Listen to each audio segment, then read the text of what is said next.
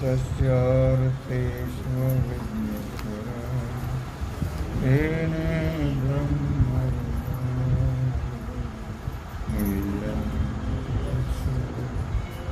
तेजो वारिमृदां यथा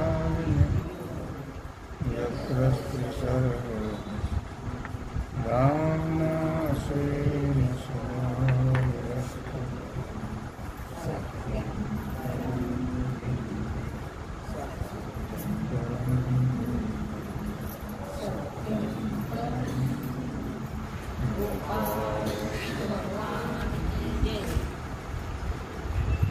करतेपणाचे निधावे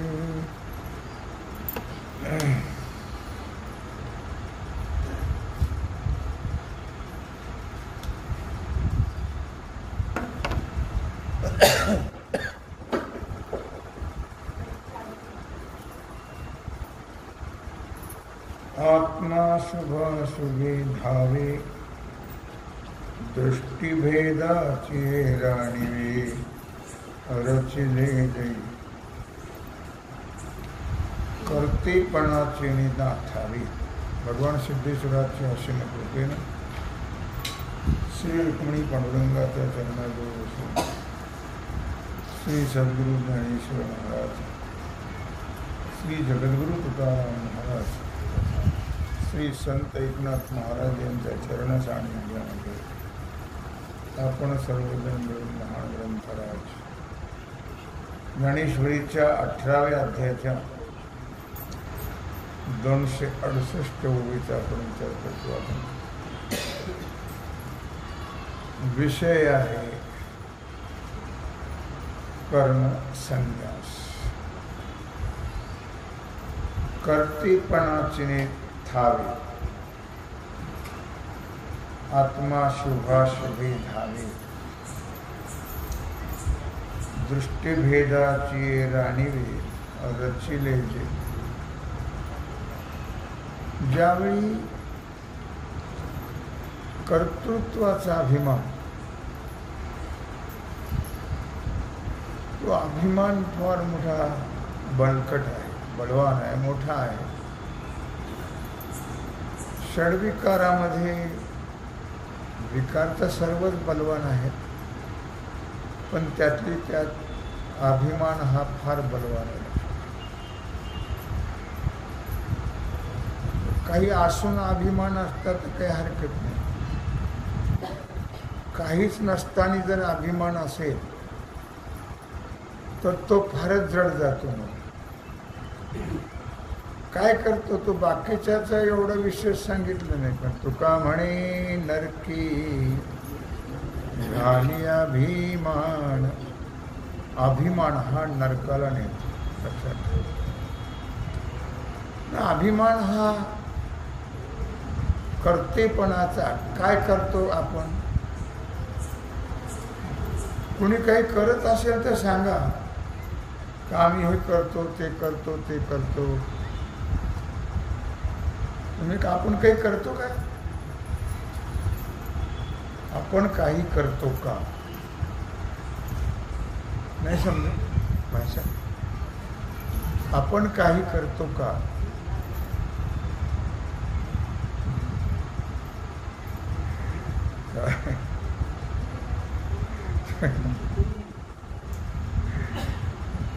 आपण काही करतो का? नाही कळलं? नाही. तुम्ही काही केलं का आतापर्यंत? केलं काही? असं का? असं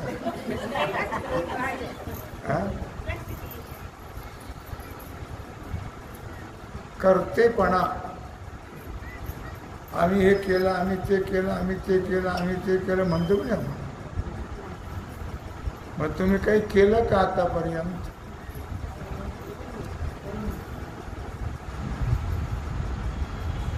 तुम्ही काही केलं का? नाही. तेही कळणार, नाही केलं तेही कळणार. काय मग कशाला टमकी वाजून असा शंभर पुढे कशाला टमकी वाजवत असतात? काय काही केलं नाही ना तुम्ही, का केलं? आपण काही करतो का? काय सत्ता आहे आपली करायला? ग्रास गिळी सत्ता नाही हाती. पाऊल उचलायची ताकद नाही, उचललं तर टेकवायची ताकद नाही, पापणी उचलायची ताकद नाही, उचलली तर मिटवायची, दुसऱ्याने मिटवावं लागतं, ताकद नाही, शब्द काढण्याची ताकद नाही. काय करता तुम्ही? काय करू शकता? पण अभिमान केवढा दांडगा आहे लक्षात ठेवा. तर म्हटलंय त्याने, कर्तेपणाचे थावे, थावे म्हणजे अभिमान, कर्तेपणाचा अभिमान. हा, काही केलं असेल तर अभिमान घ्यायला काही हरकत नाही, पण काही करतच नाही ना, काही करतच नाही. आपल्याकडून काहीच होत नाही. हातातला घास तोंडात घालू एवढं सुद्धा ताकद आपली हो नाही. लक्षात, एवढी सुद्धा ताकद नाही. गवताची काडी सुद्धा फुंकून लावायची ताकद नाही. म्हणून पण अभिमान मात्र असतो. करायचं तर काहीच नाही, होतही काही नाही, करण्याचं ताकद सामर्थ्यही नाही, पण त्याचा अभिमान मात्र घेतला जातो. आणि त्या अभिमानाच्या बळाने, बळ, अभिमानाचं बळ, त्या बळाने मनुष्य शुभाशुभ कर्माकडे धावत राहत. अभिमानाच्या बळाने चांगलं कळत नाही, वाईटही कळत नाही, करण्याचं कळत नाही, खाण्याचं कळत नाही, जाण्याचं कळत नाही, पाहण्याचं कळत नाही, ऐकण्याचं कळत नाही, बोलण्याचं कळत. काय कळतं तरी काय? काय पाहावं ते कळत नाही, काय ऐकावं ते कळत नाही, काय खावं ते कळत नाही, काय बोलावं ते कळत नाही. का कळतं? यापैकी काय कळतं सांगा ना? काहीच कळत नाही. उगा आपली चालली गाडी चालली.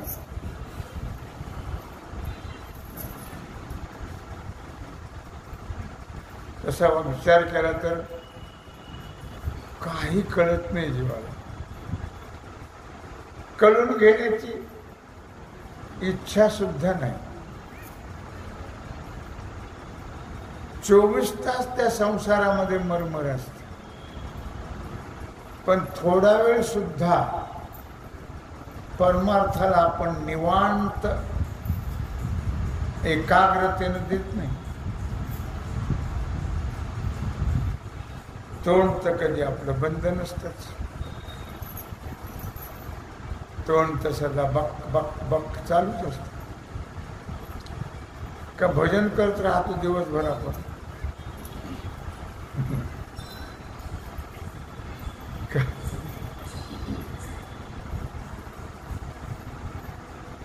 लक्षात आलं का? शुभाशुभ कर्माकडे त्या अभिमानाने धावतो मनुष्य. अभिमान, त्याला शुभही कळत नाही, त्याला अशुभही कळत नाही, काहीच कळत नाही. लक्षात काय? आणि जेव्हा दृष्टीभेदाच्या राज्यावर भेद, तुम्ही आम्ही सगळे कुठे असतो?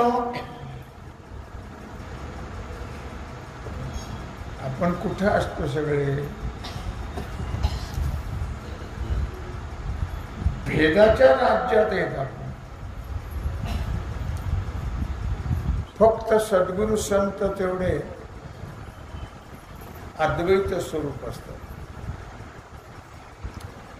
जीव हा भेदामध्ये असतो, म्हणून तर जीव म्हणायचं त्याला. लक्षात आलं का? एक तर अद्वैत स्वरूप सद्गुरू असतात आणि उपाधी रहित असतात.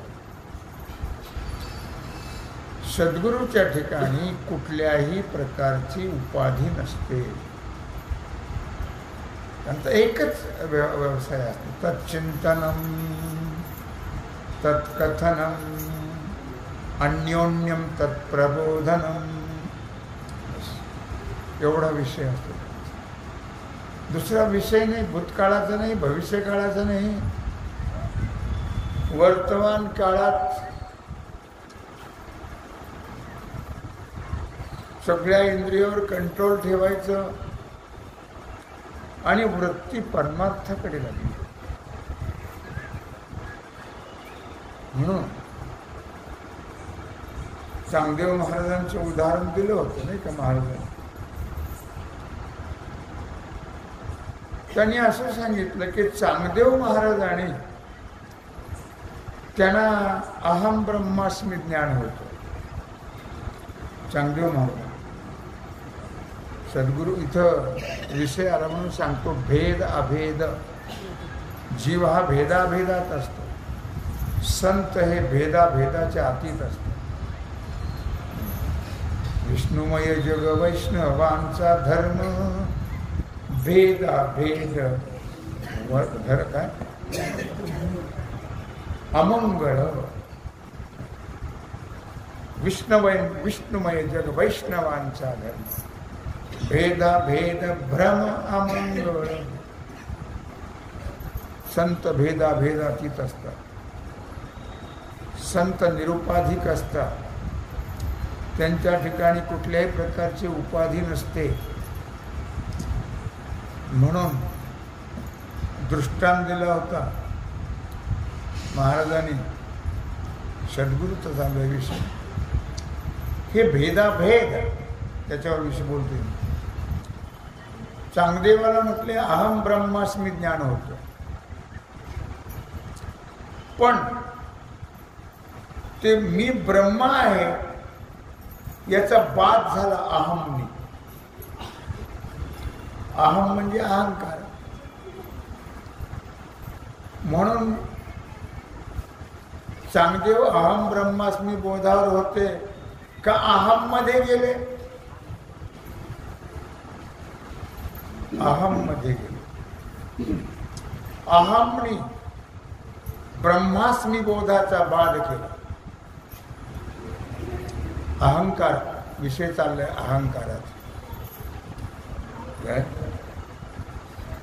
अर्थात सर्वं खलविदं ब्रह्म हे ज्ञान चांगदेवाला नव्हतं.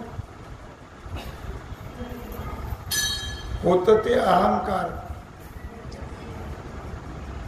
त्यांनी म्हटलं अहम ब्रह्मास्मी. दुसरं अमृत अनुभवाच्या दुसऱ्या प्रकरणातला विषय,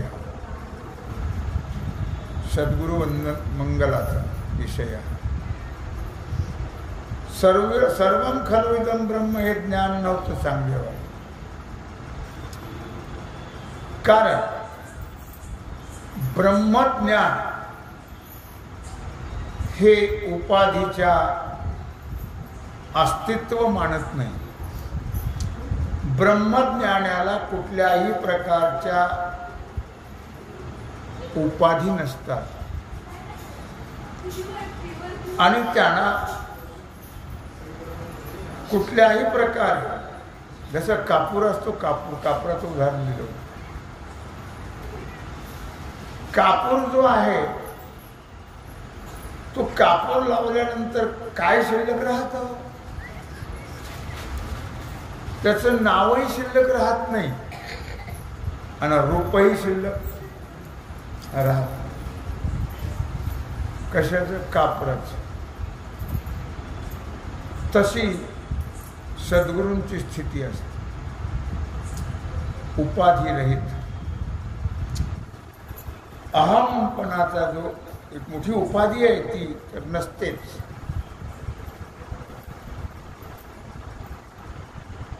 त्यांनी ते सगळं त्यांचा नाही, त्याच्या आतीत असतात. कोणत्याही अर्थाने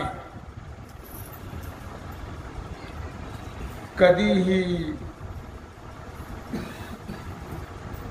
त्यांना उपाधीची भेट होत नाही. किंबहुना उपाधी त्यांना कुठल्याही प्रकारे नसतेच. आपल्याला जे वाटतं असं की असं ज्यांच्या मागे हे आहे त्यांच्या मागे ते काही नसतं. त्यांच्या मागे दोन्ही दिसती सारखी वर्म जाणे तो पारखी. सामान्य मनुष्य आणि सद्गुरू संत दिसायला जरी सारखे दिसले तरी जमीन आसमानचा फरक असतो.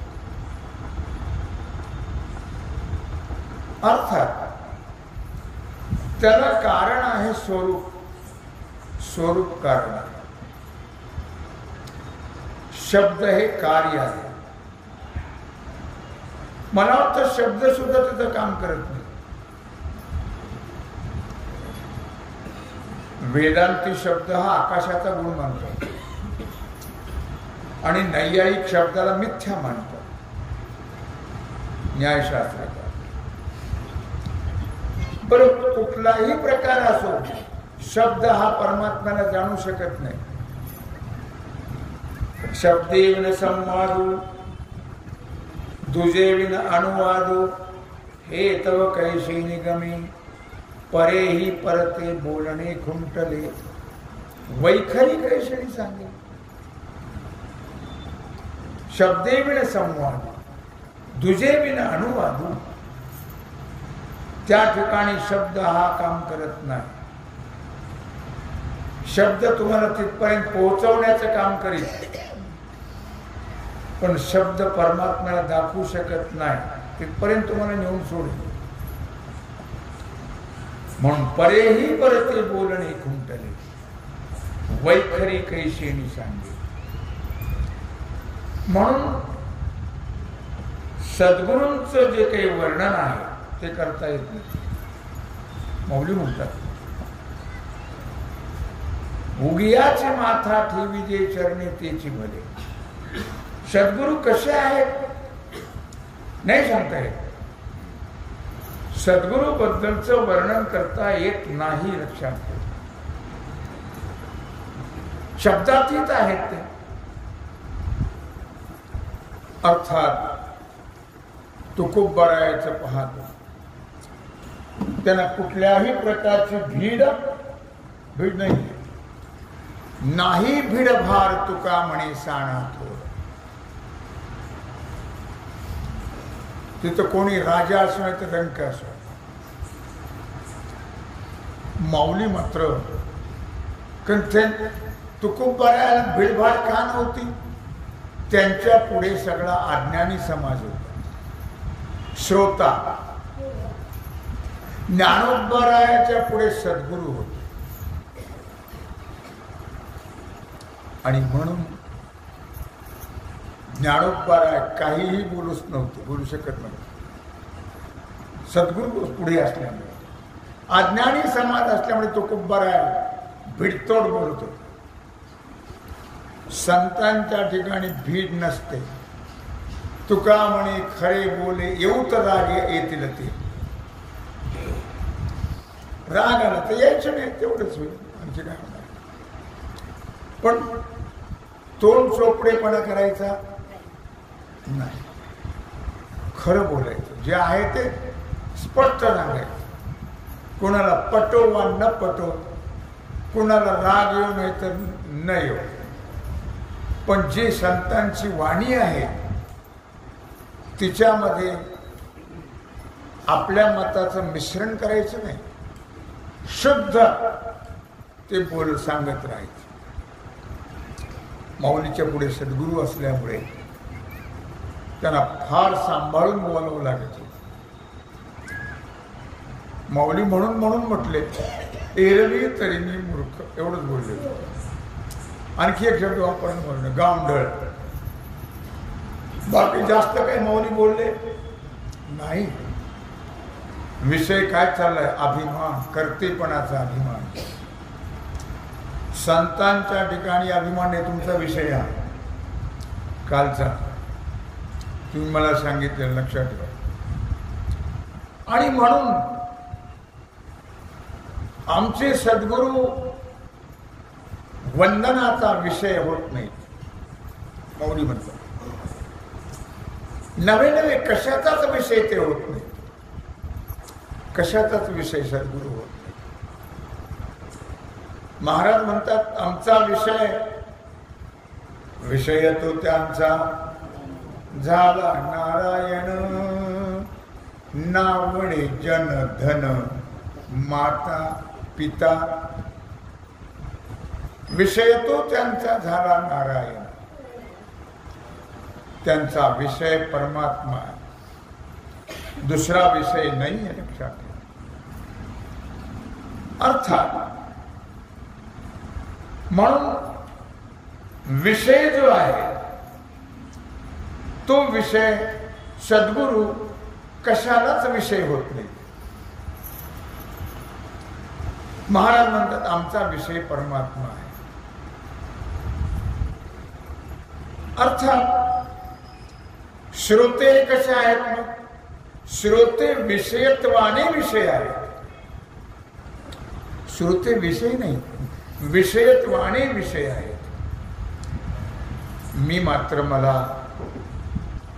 मी स्वतः विषय होऊ शकत नाही. विषय होण्याकरता दुसरं लागतं तर विषय होईल. सद्गुरू विषय का नाही? तर सद्गुरू हे भेदातीत आहे. सद्गुरू हे उपाधी रहित आहे. आणि म्हणून आम्ही सद्गुरूला विषय करू शकत नाही. अर्थात म्हणून आम्ही सद्गुरूला वंदनही करू शकत नाही. का? तर मागचं सगळं जाईल फुकट. सद्गुरूला वंदन का करू शकत नाही? वंदन हे भेदामध्ये आहे आणि सद्गुरू हे भेदातीत आहे.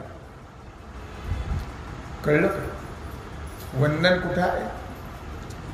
भेदामध्ये आहे. तुम्ही आम्ही. पण सद्गुरू हे अद्वैत स्वरूप आहे. उपाधी रहित आहे. त्यांच्या ठिकाणी भेद नाही. त्यांच्या ठिकाणी द्वैत. खरे जे सद्गुरू संत असतात यारे यारे लहान थोर जाती भलत्या नारी नर करावा विचार न लगे चिंता कवर. सांगण्यापुरता विषय नाही हा. नुसतं बोलणं फार सोपं आहे. मोठमोठे महाराज मोठमोठ्या गप्पा मारत असं लक्षात ठेवा. पण भेद जात नाही. भेद का जात नाही? परमार्थ कळला नाही. लक्षात ठेवा. परमार्थ कळला. परमार्थ म्हणजे काय?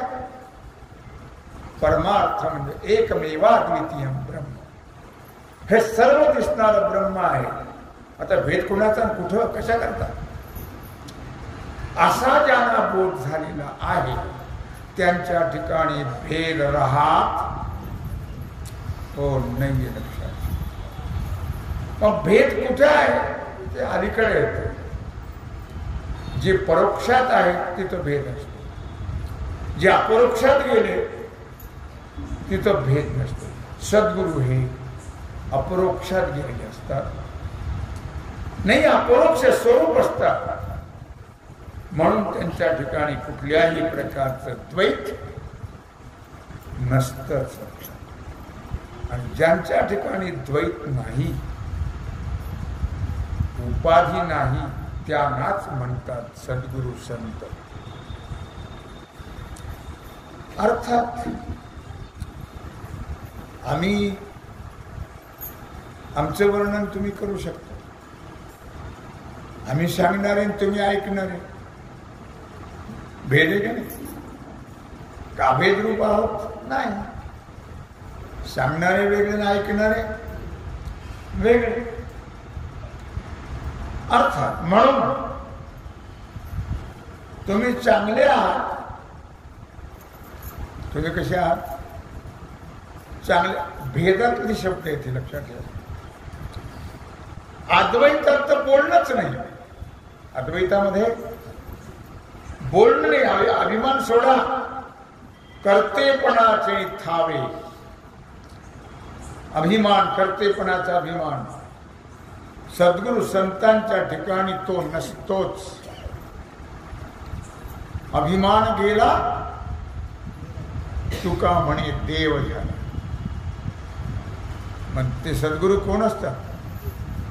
गुरुर् ब्रह्मा गुरुर्विष्णू गुरुर्देवो महेश्वर गुरु साक्षात परब्रह्म तस्मै श्री गुरवे नमः. म्हणून सद्गुरु संताकडे पाहत असताना नेहमी आपला चष्मा बाजूला ठेवून बघत जाऊ. आम्ही चष्मा काढीतच नाही म्हणून आम्हाला कळत.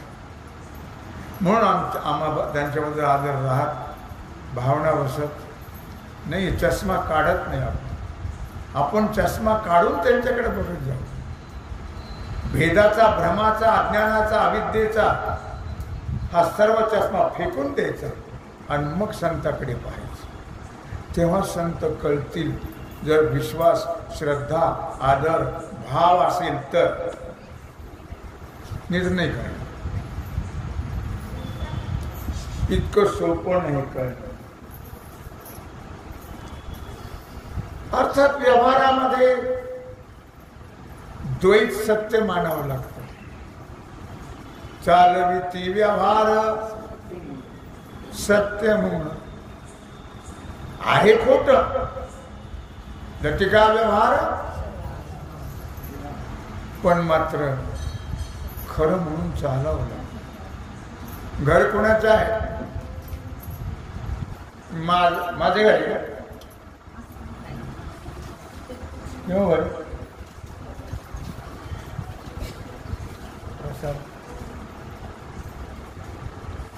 कळलं का?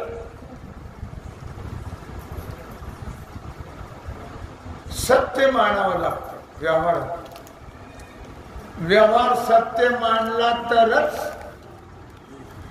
होतो. नवरा कोणाचा आहे? कोणाला माहिती? कोणाचा? माझा आहे म्हणावं लागलं की नाही? व्यवहार चालू करतो.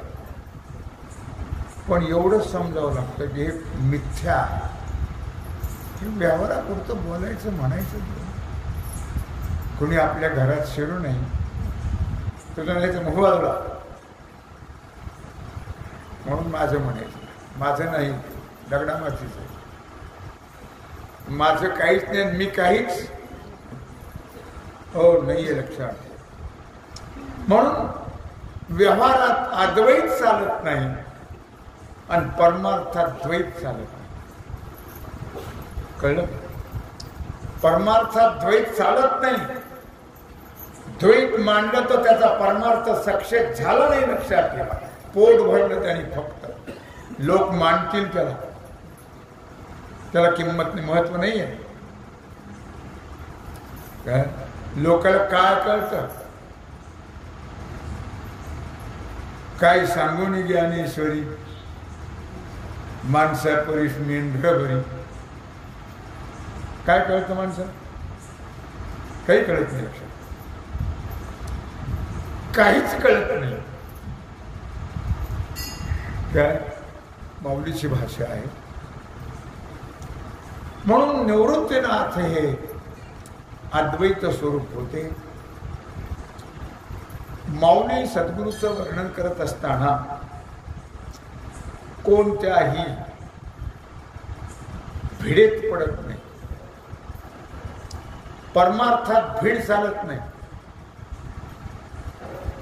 आपण भिडेने बोलतो नाही. आपला सगळा व्यवहार भिडेतच आहे. भीड काय आहे माहिती मला? भीड ही भिकेची बहीण आहे. भीड कामाची नाही, स्पष्ट. राग आला आहे ते स्पष्ट. कळलं का? म्हणून माऊली ज्ञानराज भिडेत पडत ब्रह्मज्ञानाने जगत जरी जाळलं तरी त्यांना पाप लागत नाही. जगत जाळलं तरी माऊलीची भाषा आहे, त्याला पाप लागत नाही. का?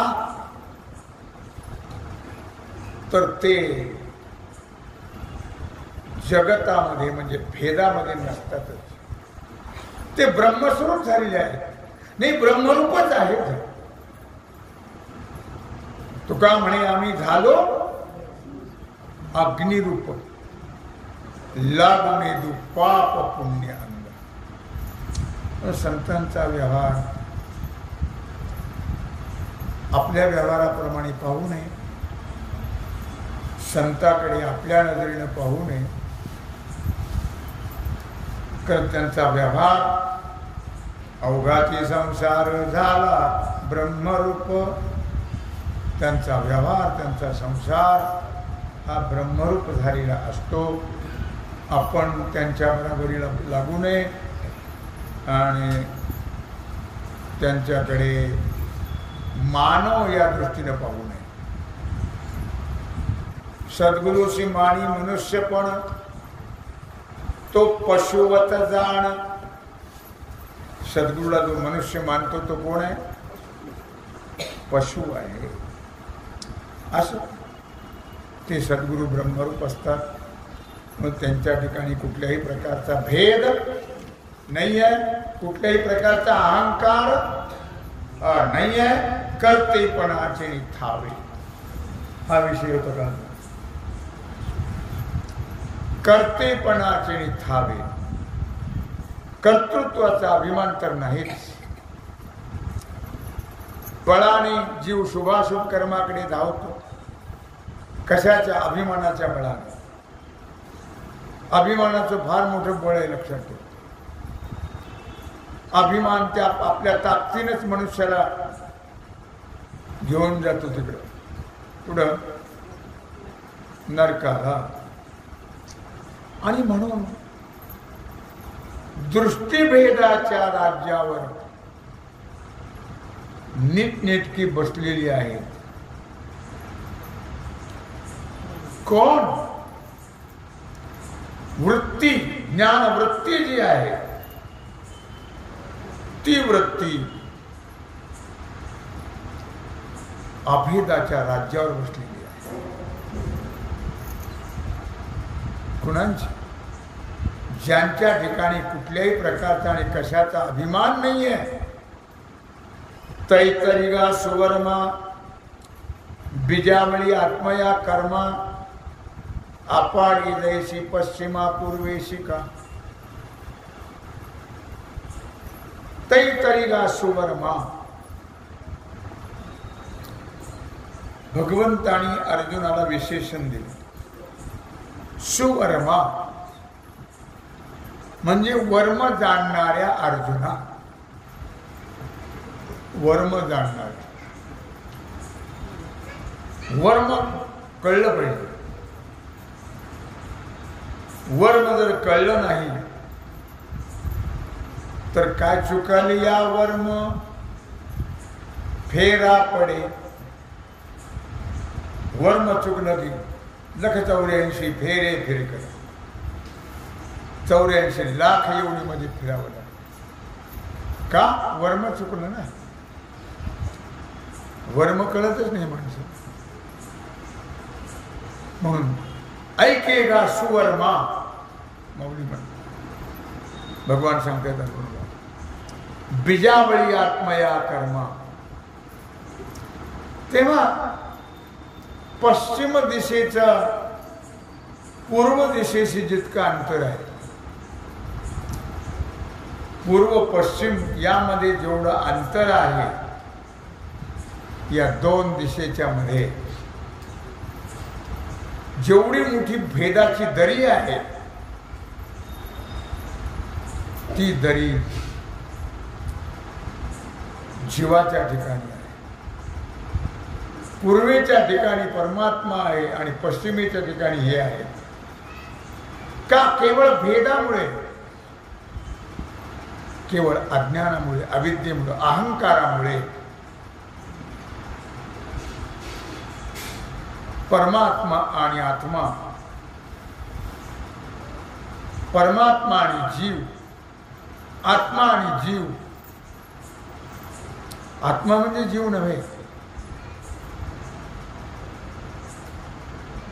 जीव हा परमात्म्याचा अंश असेल, पण आत्मा तो होऊ शकत नाही. जीव हा जीवपणा गेल्यावर तो आत्मा होईल.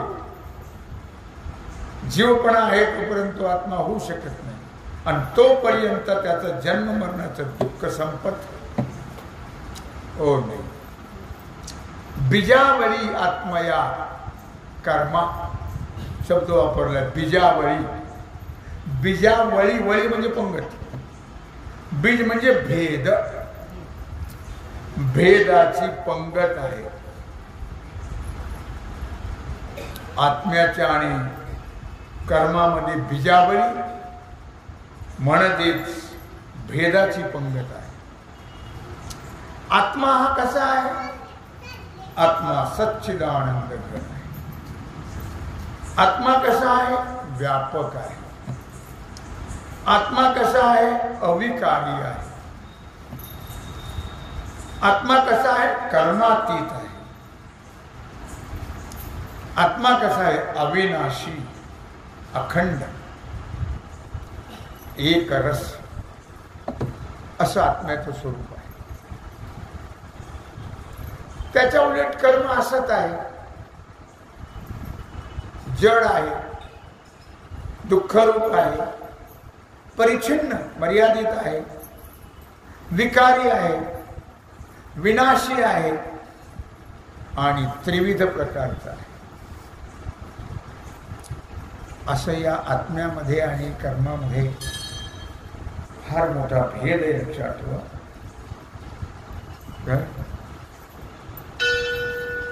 तेव्हा विषय चाललेला आहे उपाधी रहित, भेद रहित महात्मा असतो. ज्ञानी महात्मा.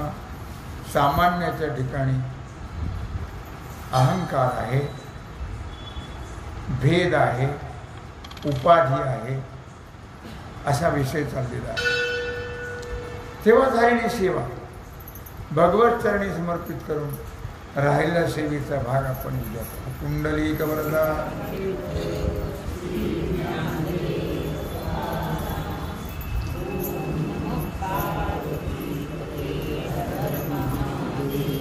आता